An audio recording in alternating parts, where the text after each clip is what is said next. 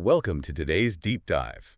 I'm so glad you are here with us because we are staring down a geopolitical landscape that is, frankly, shifting at a breakneck pace right now. It really is. The ground is moving under our feet. Yeah. Specifically, we are looking at the escalating dynamics of a potential total war involving Iran, Israel, the United States, and the Sunni Gulf states. Which is a massive, highly volatile web of actors. Right.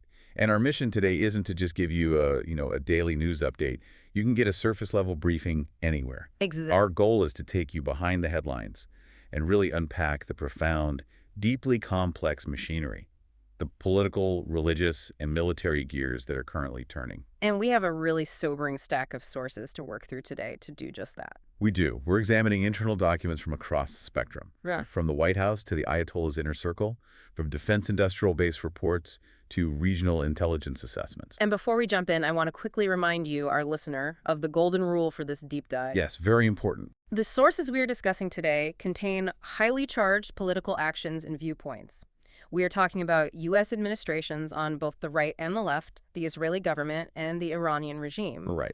We are going to impartially dissect these perspectives as factual reporting of the source material.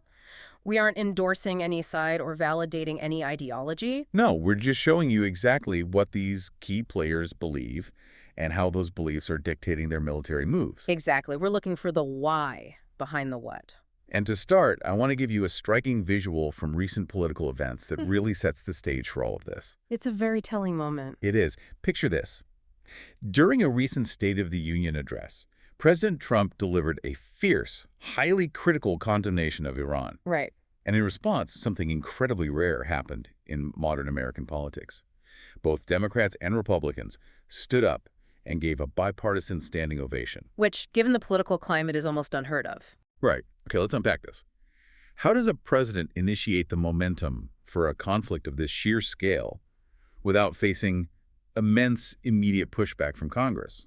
I mean, Congress is fundamentally designed to be a check on that exact power. It is a striking image, and it highlights a constitutional struggle that has existed since the founding of the Republic. Right, the war powers debate. Exactly. Historically, there is supposed to be intense friction between the executive branch and Congress regarding war powers.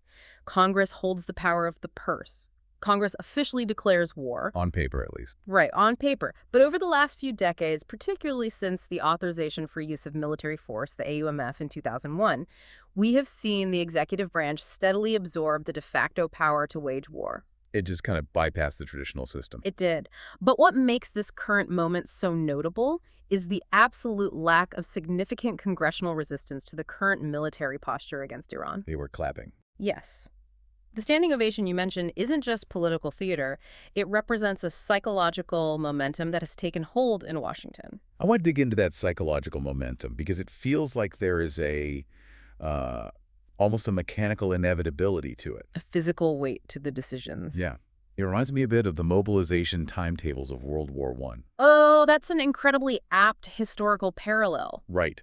Because once you activate the logistics chains and you deploy the fleets and put hundreds of thousands of troops on high alert, the bureaucratic and military inertia makes it politically impossible to just hit the brakes and send everyone back to the barracks. You can't just unring that bell. When a superpower like the United States amasses an enormous amount of military force in a specific region and engages in heavy, sustained rhetoric for weeks on end, an operational momentum just takes over. The machine turns on. Exactly. Yeah. You have carrier strike groups deployed. You have complex supply chains established across the globe. You have allied nations adjusting their own defense postures based entirely on your presence. You can't just leave them sitting there forever. No, you cannot keep a military force of that size operating at that level of tension in a state of suspended animation indefinitely. Too expensive. The financial cost is astronomical. And beyond the money, the tactical readiness degrades over time. At a certain point, the sheer gravity of the deployment and the expectations set by the rhetoric make military action feel almost inevitable to the political class. The machinery of war, once it's fully spooled up, it almost demands a release of that kinetic energy. It does. It creates its own weather system, politically speaking. So we have this massive U.S. military apparatus primed and ready. But the U.S. isn't acting in a vacuum here. Not at all. We are looking at what appears to be an unprecedented triple alliance of convenience. A true alignment of the stars. Yes.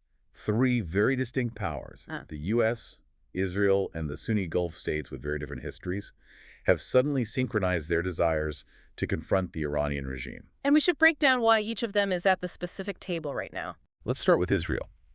Their perspective on Iran as an adversary isn't exactly a secret. But the dynamics of how they can respond have shifted recently, haven't they? Dramatically. From the Israeli perspective, the Iranian regime is not viewed through the lens of a simple border dispute or an economic rivalry. Right. It is perceived as a literal existential threat. This has been a consistent baseline for decades. And they've wanted to act on it before. They have. Historically, Israel has sought to take much more decisive, preemptive military action against Iran's nuclear and ballistic capabilities. But they were held back. Yes, by previous U.S. administrations across the political spectrum, Washington has consistently restrained them, fearing a massive regional conflagration. So what changed? What has fundamentally changed the calculus now is twofold. First, Israel has spent the last decade significantly expanding its own independent military capabilities. Like their strike range. Yes, particularly in long-range strike options and highly sophisticated cyber warfare. They are less reliant on direct U.S. kinetic support. Got it. And the second factor? The second and more crucial factor is they now have a U.S. president in Donald Trump who is actively supporting their aggressive posture rather than putting up diplomatic roadblocks. He's giving them the green light. Essentially, yes. The restraint is gone. Okay. I understand Israel's motivation. It's survival. But the U.S. establishment has been exhausted by Middle Eastern conflicts for 2 decades now. Oh, definitely. War fatigue is very real. We've been dealing with the shadow war of Iran, sponsoring proxy terrorism, funding Hamas, Hezbollah, the Houthis in Yemen, and various Shia militias in Iraq, basically since 1979. A long, grinding shadow war. Yeah. So why would the Trump administration voluntarily dive headfirst into what could be the biggest, most complicated conflict of them all? It is a profound strategic shift. Part of it is a genuine desire to permanently dismantle that proxy network you just described, which the U.S. views as the primary destabilizing force in the region. Just rip the Band-Aid off. Right. But there's also a deeply pragmatic geopolitical angle regarding Saudi Arabia. Oh, this is fascinating. The Trump administration is actively aiming to repair and strengthen relations with Riyadh. Because they were strained. Very much so. The Saudis felt deeply alienated by the previous Biden administration, particularly regarding the handling of the Houthi rebels in Yemen. Right, because the Houthis were firing missiles at them. Exactly. The Houthis have been launching sophisticated drone and missile attacks directly into Saudi territory, often targeting critical oil infrastructure. And Iran pays for those missiles. Correct. So by taking a hardline, uncompromising stance against Iran, the primary financial and logistical backer of the Houthis, the U.S., is sending a massive signal of support to Riyadh. It's a transactional move. It is a highly transactional move to cement that strategic, economic, and military partnership. Trump is showing them he has their back. Which perfectly segues into the third pillar of this alliance, the Sunni Gulf states. The silent partners. We are talking about a deep, systemic, historical distrust of Iran here. These Sunni Arab states are completely exhausted by Iran's regional games. They are. But there is a detail in the recent intelligence reporting that completely reframes how we should look at Saudi Arabia's involvement. The target list. Yes. Saudi Arabia is reportedly asking the United States for a target list so that they can actively fly their own sovereign military aircraft over and bomb Iranian territory.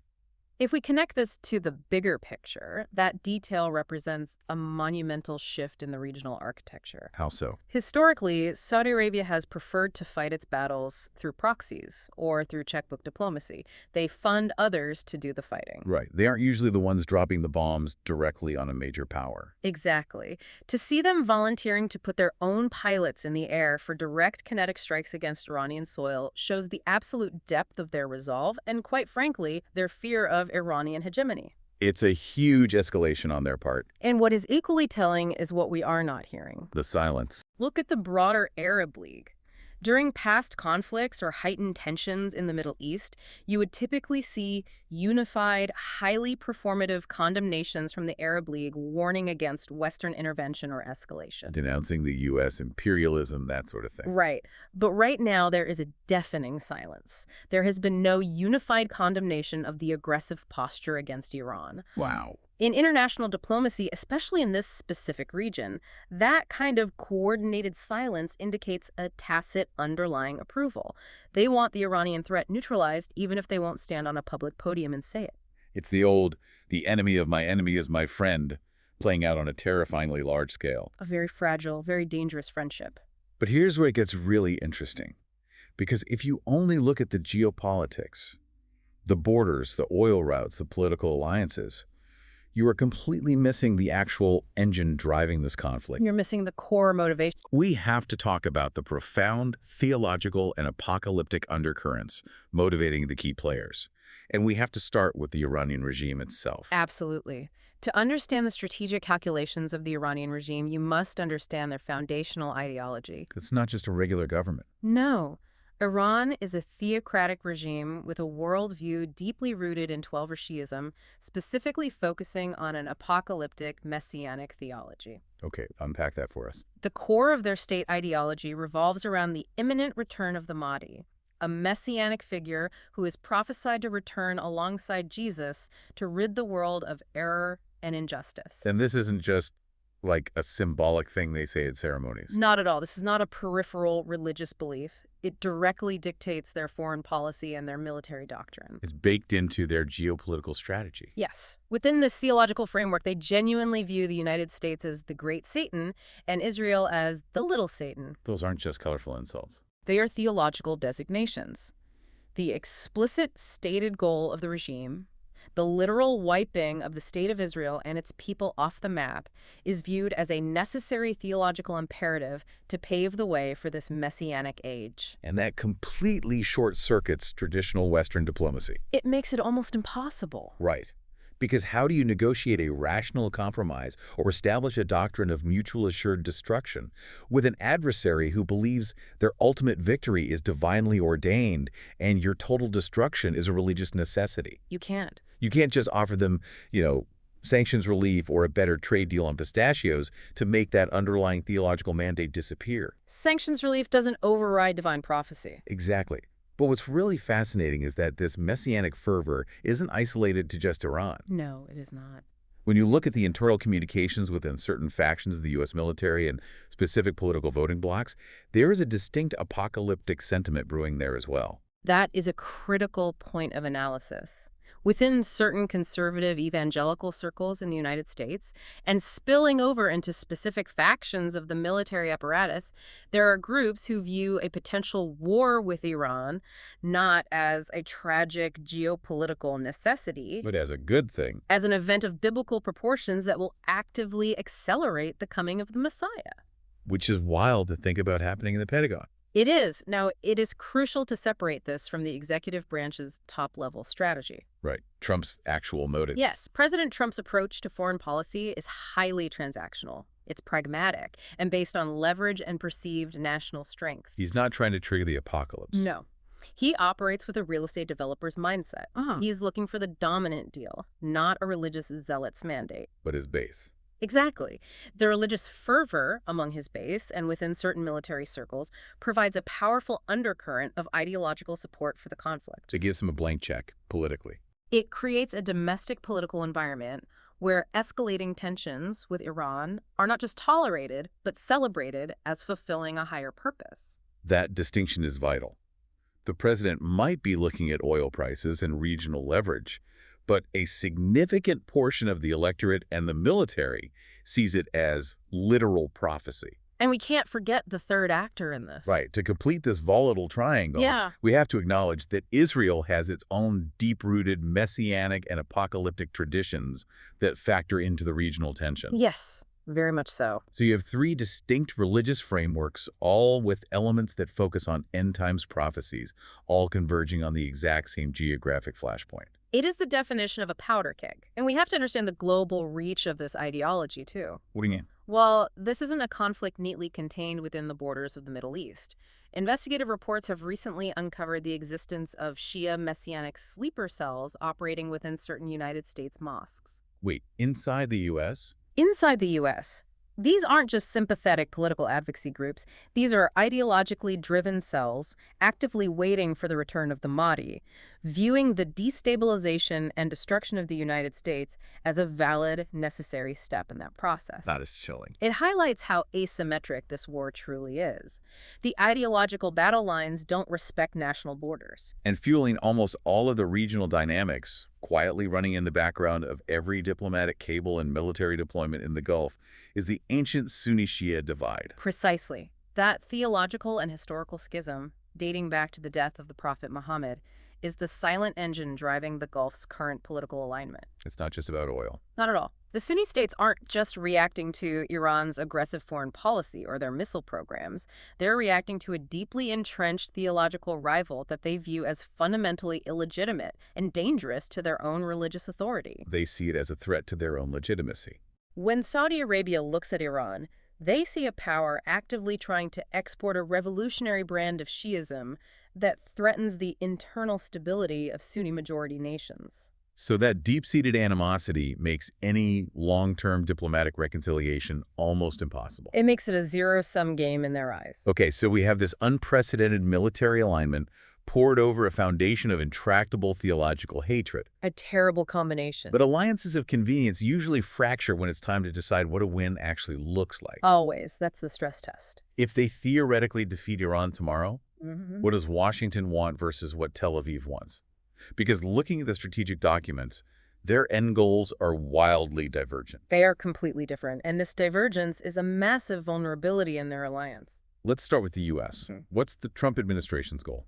The United States' goal is relatively straightforward. They want a quick, decisive, overwhelming victory that forces behavioral compliance. Behavioral compliance. Yes. They want to pacify Iran, physically destroy the infrastructure that funds and supplies the various proxy groups across the Middle East, and force Tehran to act like a normal nation-state. But they don't want to occupy Tehran. Crucially, no. The prevailing U.S. strategy does not involve a massive ground-up regime change. Even though some people in Washington want that. Right.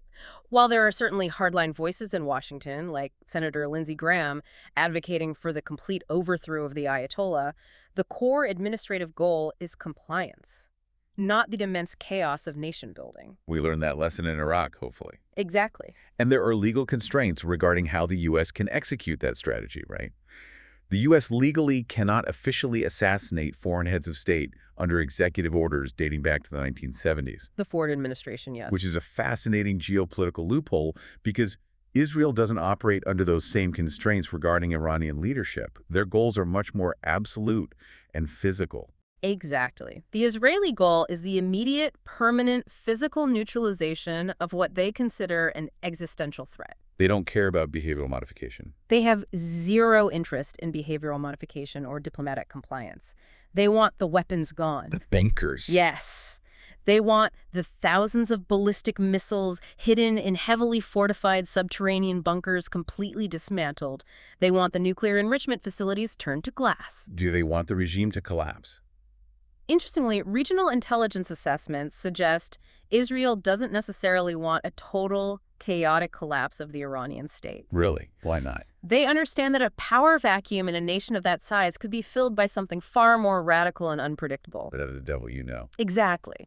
They want a completely defanged, predictable neighbor, not a failed state on their doorstep. But let's talk about the idea of regime change, because Western policymakers seem incredibly susceptible to what analysts call the illusion of regime change. It's a very dangerous fantasy. There is this pervasive, almost naive hope in certain Washington think tanks that if you just apply enough economic pressure and drop enough precision munitions, the Iranian people will magically rise up, overthrow the mullahs, and instantly form a flourishing pro-Western democracy. It is a profoundly flawed assumption, and it directly mirrors the catastrophic illusions held by Western policymakers during the lead-up to the 2003 Iraq War. They thought we'd greet it as liberators. Right. They assume that underneath the authoritarian surface there is a liberal democracy just waiting to be liberated. But Iran isn't like that.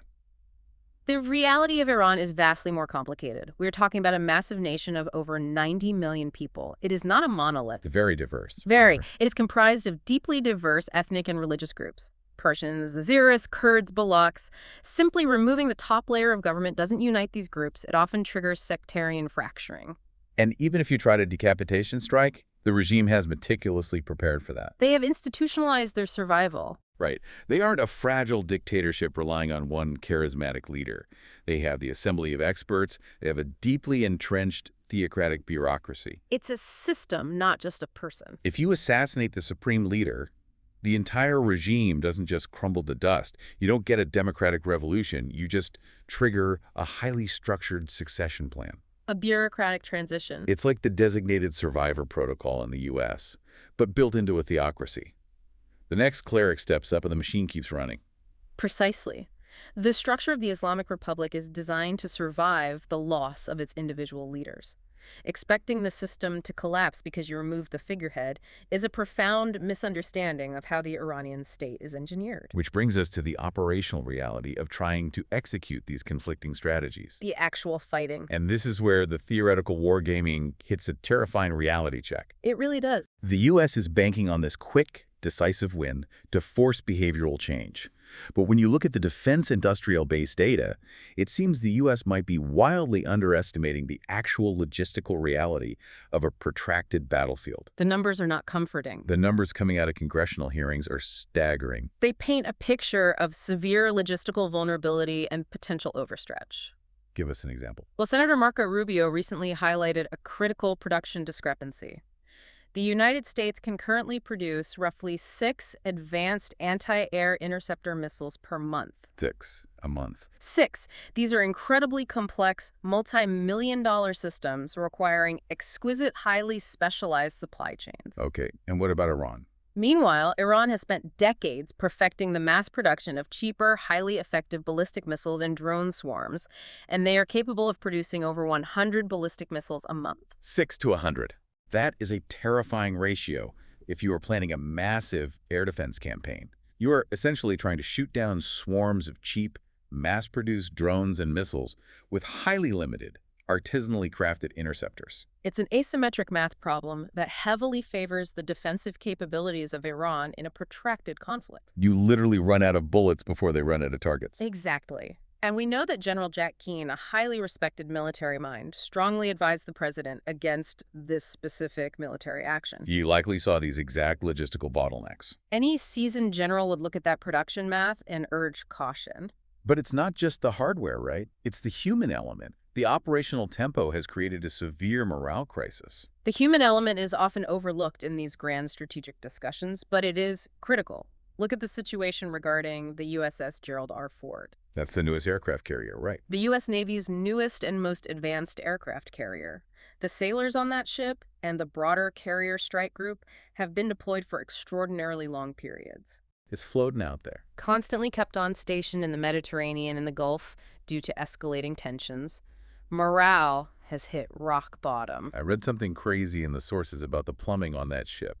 Yes, there are internal reports of sailors intentionally sabotaging the ship's infrastructure, literally throwing T-shirts into the advanced plumbing systems. T-shirts into the toilets. Just to force a mechanical failure so the ship would be required to return to port. You know, the institutional strain is critical when the crew of a multi-billion-dollar supercarrier is clogging the toilets just to get a break from the deployment cycle. It's a massive red flag for readiness. It really underscores a sobering quote from a former chief of staff to President Trump, who noted that Americans are very good at breaking things, but what happens afterwards, they're not very good at. The occupation and the sustainment. The U.S. military is a massive hammer that is getting very tired of swinging, but they are being asked to hit a remarkably complex, decentralized target. And that target, Iran, has developed a brilliant and terrifying asymmetric defense doctrine. Knowing we have the bigger hammer. Right. Knowing that their central command and top leadership are primary targets for U.S. and Israeli strikes,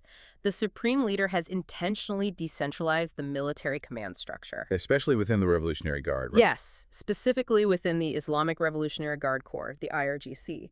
This acts as a massive dead man's switch. Can you explain exactly how that pre-delegation of launch authority works? Because it fundamentally changes how the U.S. has to fight. In a traditional military, a strike order has to originate from central command, travel down the chain, and be executed by the unit. Right. General says shoot. Private shoots. Exactly. And if you destroy Central Command, the unit is paralyzed. They don't have orders. But the RGC doesn't do that. The IRGC operates completely differently. If Central Command in Tehran goes dark, or if top commanders are killed, regional IRGC commanders and elite Quds Force units have standing pre-authorized orders. They already have their targets. Yes.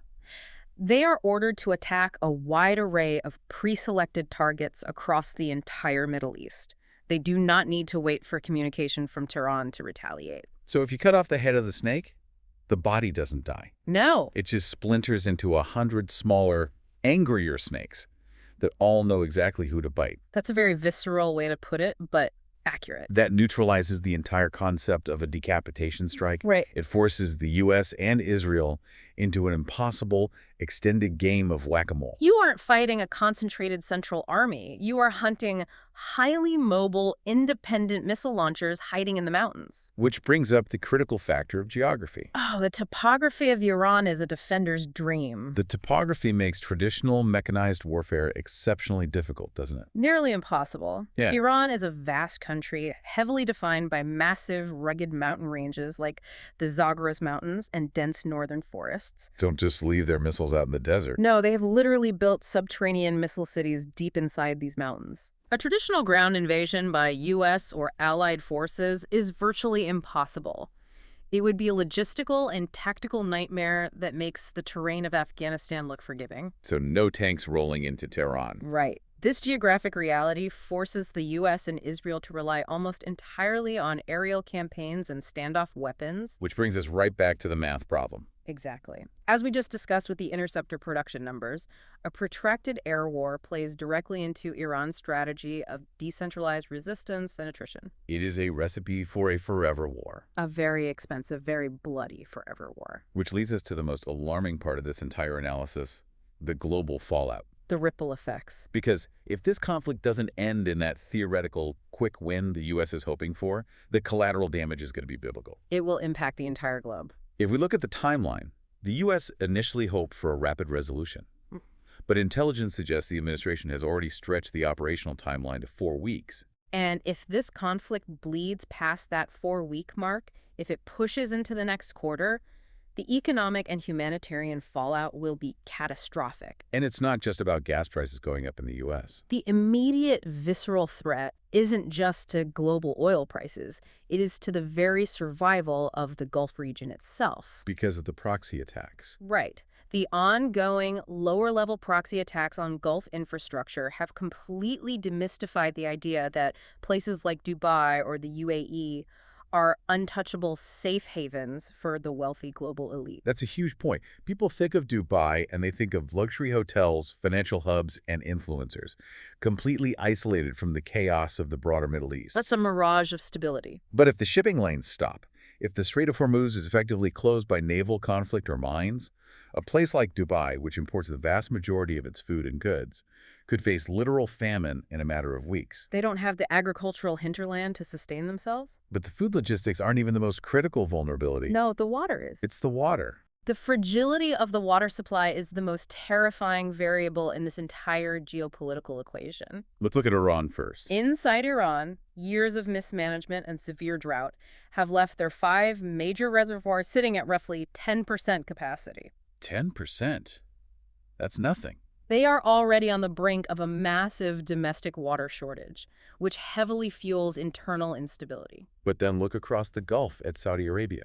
The vulnerability there is even more centralized. Saudi Arabia relies almost entirely on roughly 20 highly complex, highly centralized, and highly vulnerable desalination plants to provide the vast majority of the drinking water for its population. 20 plants for tens of millions of people. And these aren't hidden bunkers in the mountains. No, they are massive industrial complexes sitting right on the coast, completely exposed. If those decentralized Iranian proxy groups, acting on their dead man switch orders, decide to target those 20 plants with a coordinated drone swarm. If those desalination facilities are targeted and destroyed, millions of people will instantly face a catastrophic water shortage. You can't just fix them overnight. And you cannot quickly truck in enough water to sustain a population of 30 million people in a desert environment.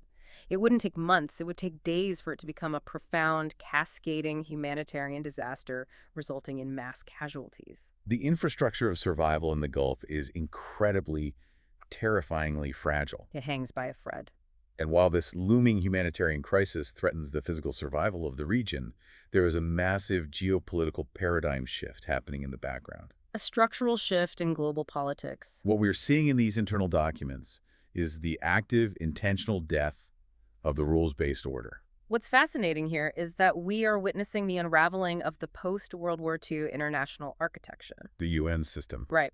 The concept of a rules-based international order rooted in institutions like the UN, international law, and broad diplomatic consensus is effectively dead.